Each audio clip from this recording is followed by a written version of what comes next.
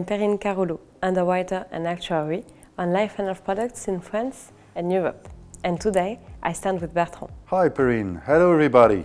I'm Bertrand Petras, Vice President, Life and Health, Middle East and North Africa. Today, we will see how to define the appropriate reinsurance structure for your coverage needs. Let's start right away. The choice of the reinsurance structure may vary according to strategy, underwriting philosophy, and risk appetite of the insurance company to suit its needs. The reinsurer's financial strength can also determine the most relevant choice. The choice of reinsurance structure may depend on the portfolio profile correlated to the type and nature of risk covered, frequency, severity, peak risk, unique, cat-nat, mutualized or not. You will choose a proportional structure to provide stable cash flow to cedants since the reinsurer shares the risk and premium according to a fixed ratio, but also reduce volatility in the cedant's results and make its forecasts easier as the cedant agrees to share premium and losses in a predetermined proportion. And finally, support the development of new products on which the insurer will have limited experience.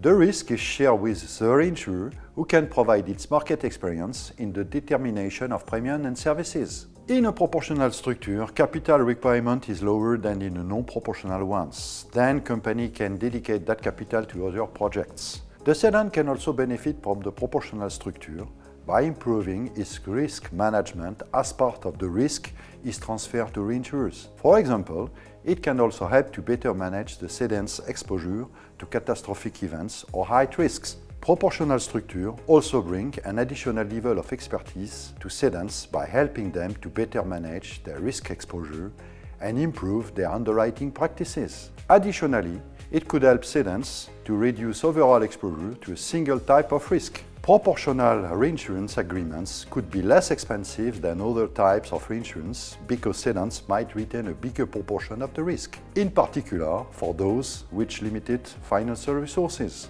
It also provides the cedants with additional capacity to underwrite more business and take on larger risks. You will choose a non-proportional structure to prevent exceptional risks that could have a financial impact on the company, but also to manage specific, atypical or unique risks that are difficult to evaluate. And finally, to diversify an existing book of business on segment lines that are not currently covered or negligible in the in-force portfolio. On the other hand, the advantages of a non-proportional structure are to keep control on reinsurance costs. The cost is known in advance and might vary within predetermined limits. Another advantage is to enable the company to cover risks, regardless of the insurance premium. And finally, to provide better monitoring of the results over time.